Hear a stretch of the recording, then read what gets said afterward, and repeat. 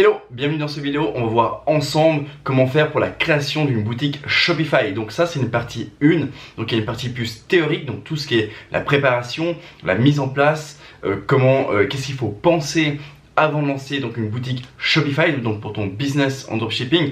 Et ensuite je ferai une partie 2 qui sera totalement pratique, donc de A à Z.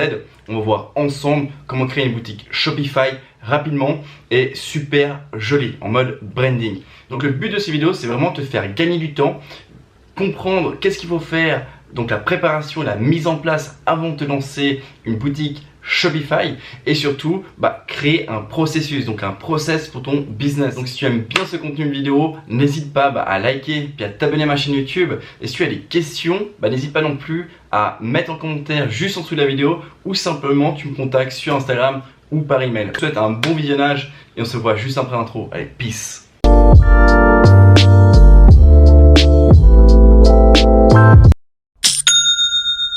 Dans cette vidéo, on va voir la différence entre un monoproduit. Donc qu'est-ce que c'est donc un monoproduit, un niche ou généraliste. Qu'est-ce que ça veut dire par niche? C'est par exemple un site uniquement d'une seule catégorie, par exemple de la beauté, du sport, etc. Généraliste, on vend vraiment plusieurs produits. Et puis pour dire monoproduit, c'est-à-dire un produit. Ensuite, on va voir donc la mise en place donc, du nom de domaine, le nom de la marque, etc.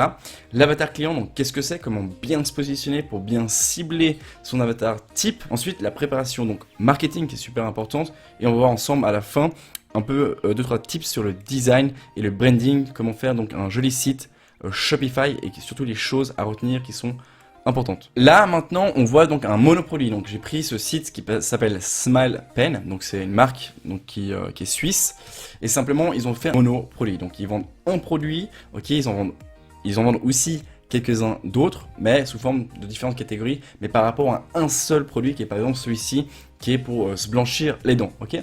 Donc la structure elle est vraiment excellente avec des key gifs comme ceci, ils mettent directement les bénéfices du produit en avant. Là aussi ils jouent avec le code pour voir un peu la différence entre les dents un peu jaunes, pas très propres, et les dents blanches.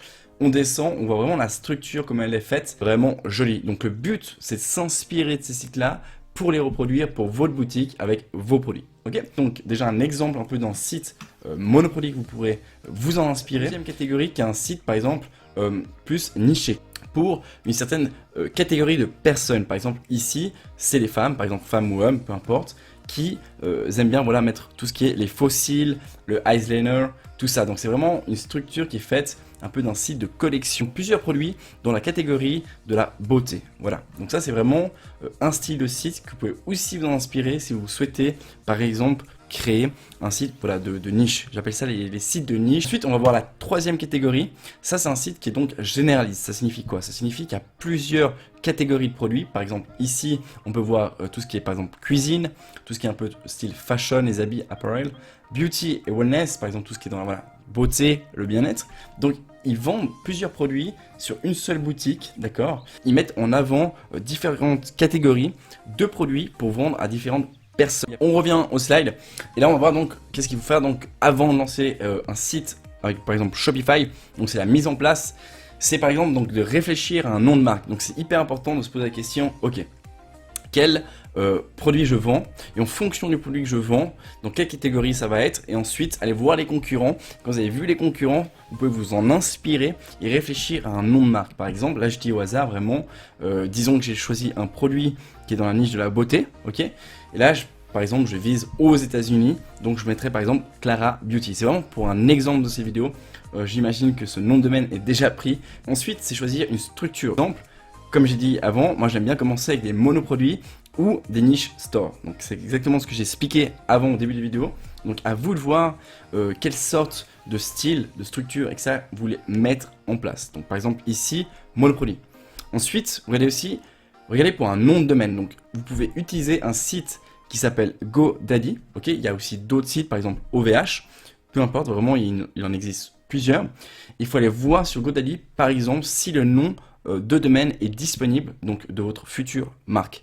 Ensuite, c'est prendre un maximum d'informations, par exemple voir les concurrents, aller voir sur Google le contenu, les textes, les images par rapport à votre produit. Donc imaginons que vous avez choisi un produit sur AliExpress ou une autre plateforme par exemple de sourcing. Simplement maintenant vous allez voir les concurrents, voir sur internet toutes les belles images qui apparaissent par rapport à ce produit, vous les mettez dans un document, donc dans un dossier simplement, et vous prenez un maximum de contenu, que ce soit aussi les textes des concurrents, bref, tout ça sur un dossier, et comme ça va être beaucoup plus facile. Ensuite, il faut bien comprendre l'avatar client, donc surtout comprendre votre cible, à qui vous allez vendre, à qui vous vendez votre produit. Donc vous allez parler différemment à une personne par exemple qui est âgée, ok, comparé à une personne qui est jeune. Donc ça va être des terminologies qui vont être différentes. Donc c'est super important de comprendre sa cible. L'application, donc appliquer la règle des 5 W. Ce document des 5 W, vous allez pouvoir le retrouver donc sous cette vidéo. Donc là, on est dans le document qui est donc la règle des 5 W. Donc qu'est-ce que ça veut dire les 5 W? Vraiment, on va regarder ensemble en détail, un peu rapidement pour pas que la vidéo soit trop longue. Et vous pouvez le copier. Donc simplement, vous faites fichier, créer une copie. Et vous l'enregistrez simplement dans votre Google Drive. Comme ça, vous l'avez chaque fois sous la main quand vous le souhaitez. Ici, c'est le quoi, c'est quel produit allez-vous mettre en avant. Donc vous écrivez exactement qu'est-ce que vous allez mettre en avant sur votre boutique. Comme ça, vous avez déjà une idée beaucoup plus claire. Ensuite, le pourquoi. Pourquoi les clients vont acheter votre produit. Qu'est-ce que ça va être votre, comment on appelle ça, votre argument un peu concurrentiel. Pourquoi ils achèteraient votre produit par rapport à un autre produit, ok? Donc ça va vous aider déjà pour tout ce qui va être, par exemple, les objections des clients et vous aider pour mettre en place correctement les textes sur votre site Shopify, ok? Donc quels sont les besoins de vos clients, quels sont donc les bénéfices qu'ils vont obtenir grâce à votre produit. Tout ça, c'est des questions super importantes à se poser. Donc avant de mettre en place donc les textes. Ensuite, le qui, c'est à qui s'adresse votre offre. Par exemple, à qui vous allez parler. Est-ce que c'est les personnes qui se trouvent, comme j'ai dit avant, donc âgées ou jeunes, donc ça va être des mots différents. Est-ce que votre cible, elle se trouve par exemple aux États-Unis ou est-ce qu'en France, donc là, le langage va être voilà différent. Donc là, je vous invite vivement simplement à télécharger ce document qui se trouve sous la vidéo, comme j'ai déjà expliqué au début, simplement à le feuilleter, à le remplir, et ça vous aidera un petit peu mieux à structurer mentalement votre cible. Donc là, on reprend le slide, et moi j'avais déjà expliqué dans une autre vidéo sur cette chaîne YouTube, donc ne pas hésiter à aller la voir, je vais la mettre sûrement, elle va apparaître en haut à droite, donc n'hésitez pas à aller la voir juste après cette vidéo. Donc en fait, c'est important de faire une mini étude de marché. Exemple, d'aller voir un peu les concurrents, qu'est-ce qu'ils font, quelle est leur offre marketing, qu'est-ce qu'ils ont mis donc en avant comme bénéfice, qu'est-ce que vous pouvez reprendre des concurrents pour vous en inspirer. Ensuite, c'est s'informer sur les clients types. Typiquement, vous lancez un produit, vous avez strictement aucune connaissance de ce marché-là. Par exemple, lire les blogs, lire les magazines, lire par exemple sur Google, différents, qu'on appelle ça, articles par rapport, aux consommateurs de vos produits. Donc, ce que je veux dire par là, je ne sais pas si vous m'avez bien compris, c'est vraiment s'informer de ses futurs clients et bien les comprendre pour ensuite correctement mettre en place les textes, les bonnes publicités pour votre marketing et sur votre boutique Shopify. Ensuite, la préparation donc marketing, c'est quelle offre marketing allez-vous faire? Donc c'est vraiment réfléchir un petit peu en avance. Ensuite, vente complémentaire, est-ce que votre produit vous permet de faire des ventes complémentaires? Qu'est-ce que ça signifie? Ça signifie simplement, je vends par exemple une chemise et je propose une cravate. Deux astuces que je vais vous montrer maintenant, c'est le premier, donc c'est l'email marketing. Moi, ce que j'aime bien faire, c'est préparer mes emails marketing juste avant de commencer ma boutique Shopify. Donc c'est vraiment tout simple. J'ai un document, donc un Google Drive, où j'ai mis des emails déjà un peu préfaits. Et comme ça, à chaque produit que je teste, à chaque boutique que j'ouvre avec par exemple Shopify, c'est très facile de copier les textes, les mettre par exemple dans mon système de email marketing, par exemple Klaviyo, j'utilise Klaviyo. Ensuite de ça, j'ai juste à copier-coller parce qu'en fait, je les ai déjà préparés en avance. Je dois juste changer 2-3 mots en fonction des produits que je vends et en fonction des magasins que j'ouvre, simplement. L'astuce numéro 2, quand je veux dire s'inspirer de la concurrence, encore une fois, ce que vous pouvez faire, c'est un tips, c'est d'aller en fait au checkout de votre concurrent, donc d'aller faire simplement une fausse commande dans le panier, donc dans la boutique de votre concurrent, et vous quittez, simplement vous mettez votre email et vous quittez la page, un email de relancement pour votre panier, donc votre produit, et vous pouvez vous inspirer des textes de leur marketing pour l'utiliser pour votre boutique. Maintenant, on va parler un peu plus du design et du branding, vraiment pour finaliser cette vidéo un peu plus, comme j'ai dit, tout début théorique et comment bien se préparer pour lancer votre boutique Shopify. Donc on va commencer avec le design. Donc sur la gauche, on prépare donc, ce qui est super important aussi, c'est se préparer des images ou par exemple des GIFs. Donc ça va être les visuels pour la boutique. En pratique, ce que je fais simplement, c'est tout simple. C'est que je vais voir mes concurrents, je vais voir sur Google, je vais voir sur Pinterest, je vais voir sur d'autres sites comme ceci pour simplement m'inspirer des visuels, copier les visuels, ensuite les transformer par exemple dans Canva ou par exemple avec Photoshop et simplement je me prépare dans un document tous les visuels de la boutique. Comme ça, je vous ai déjà dit dans cette vidéo, j'ai juste à ouvrir Shopify, à copier-coller mes textes, à copier-coller mes images que j'ai préparées et la boutique est faite en quelques heures, même pas. Voilà.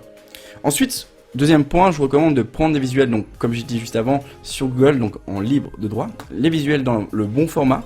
Exemple, moi j'utilise par exemple Canva. Donc si jamais tout ce que je vous dis ici, c'est théorique, mais vous allez voir tout ça en pratique dans la partie 2 et ça va être sur ma chaîne YouTube. Donc n'hésite pas non plus à liker et puis à t'abonner si t'aimes bien cette vidéo, ce serait vachement cool de ta part. Ensuite, au niveau du branding, donc sur la droite ici, comme on a dit au tout début de la vidéo, c'est important de réfléchir donc au nom de la marque, au nom de domaine, à réfléchir aussi à un style de logo. Qu'est-ce que vous pouvez faire pour le style de logo? Encore une fois, par exemple, je reprends l'exemple, je vais me lancer dans la niche de la beauté. Ce que je vais taper sur internet, je vais taper par exemple logo beauté ou style de logo beauté. Et ce que je vais faire, ça va me donner plein d'images, donc m'inspirer un peu de ce qui sort sur Google pour déjà me projeter, me donner une idée par rapport au logo que je vais créer. Par la suite, c'est aussi bien d'aller voir les concurrents pour voir un peu ce qu'ils font et mélanger un peu tout ça. Et ensuite, vous pouvez trouver simplement soit un designer qui le fait pour vous, soit vous le faites vous-même, vraiment très simplement. On peut le faire le logo avec Canva, donc c'est tout simple, c'est gratuit à faire. Ou sinon, vous prenez un prestataire qui coûte quoi, 15 $, 15 € sur Fiverr, qui sont des pros pour la création de logos. Donc Fiverr, c'est un site qui regroupe des freelancers. Ensuite, la couleur de votre boutique, c'est super important de jouer un peu de couleurs, entre 3 et 4 couleurs maximum, simplement pour avoir voilà, une harmonie sur votre boutique. Ensuite de ça, vous pouvez vous inspirer par exemple, encore une fois, des concurrents, ou un troisième tips que vous pouvez utiliser simplement, c'est de taper sur internet quelles sont les couleurs psychologiques pour un e-commerce. Et vous allez voir pas mal d'astuces, de tips par rapport aux couleurs qui pourraient bien matcher pour votre boutique Shopify. Ok, important voilà, de prendre une bonne structure, de choisir une bonne structure, donc c'est-à-dire un joli thème, que ce soit gratuit ou payant, peu importe, mais il faut un joli thème, simple à mettre en place, et ensuite créer une bonne expérience utilisateur. Qu'est-ce que je veux dire par structure? Donc c'est l'expérience utilisateur, et tout ça on va voir maintenant en live. Donc là je reprends, je suis sur le site, donc comme avant, donc Small Pen, et on peut voir le site est vraiment, voilà, les couleurs, c'est comme j'ai dit, en 3 et 4 couleurs. Pourquoi? Parce que il faut une harmonie. Il faut pas que votre site Shopify fasse un peu sapin de Noël, c'est-à-dire qu'il y a du rouge, du bleu, du vert, etc. Donc il faut vraiment, voilà, que ça matche les couleurs pour que ça fasse vraiment joli. Donc ici le logo, ça matche un peu avec le haut. Je descends ici, ils ont même mis donc les étoiles pour les avis clients, que ça matche les couleurs du site. Pareil pour le bouton, donc le CTA, donc le Call to Action. Vraiment, tout est en harmonie sur ce site. Il joue avec 3-4 couleurs.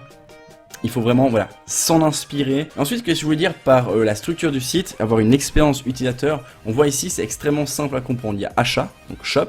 Ils choisissent les catégories, donc les produits d'une seule catégorie, donc pour le blanchiment des dents. Les best-sellers, donc les meilleures ventes à propos. Ok? Donc c'est extrêmement simple à comprendre. Où est-ce qu'il faut aller? On comprend très rapidement. Donc acheter, best-seller à propos. Je descends ici, j'ai une question, je me descends, je vais dans le footer. Ok, il y a le shop à propos de. On va voir un peu qui c'est. Le service client, c'est où est-ce qu'on doit cliquer pour le service client. Donc c'est extrêmement clair. Et c'est ça qu'il faut faire.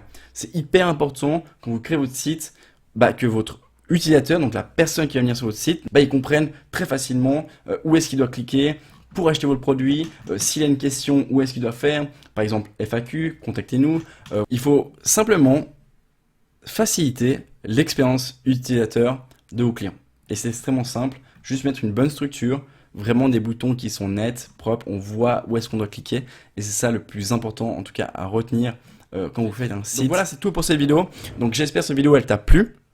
Si jamais c'est une vidéo voilà, théorique et c'est la mise en place un peu comment je procède avant de faire un site Shopify, le but de ces vidéos c'est en fait vous faciliter la tâche quand vous allez ouvrir votre boutique Shopify. Donc c'est une vidéo voilà, théorique comme j'ai dit, il y a une partie 2. Si tu n'as pas vu la partie 2 de ces vidéos, je t'invite vivement à aller la voir sur ma chaîne YouTube ou simplement elle va apparaître sur le haut, à droite ou à gauche, peu importe.